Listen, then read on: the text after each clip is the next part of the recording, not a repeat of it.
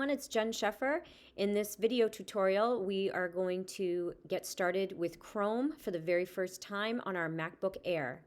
So you're going to click on the Chrome app in the dock on your MacBook, and the first screen you're going to see looks like this. It says set up your browser in a few simple steps, make Chrome your own. So the first step is to click on the blue Get Started button. Next, you're going to click on the Next button in the bottom right-hand corner. The third step is to select a background of your choice, or you can leave it as the default background and simply click on the blue Next button in the bottom right-hand corner. The fourth step is to click on Continue. This will bring you to your sign-in screen where you can turn on sync to get your bookmarks, passwords, and more.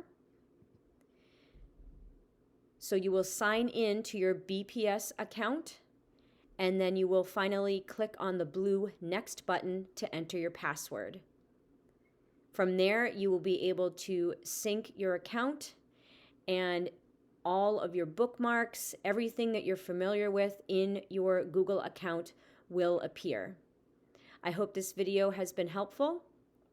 If you have any questions, please don't hesitate to reach out to me or any member of the BPS EdTech team. Thanks for watching.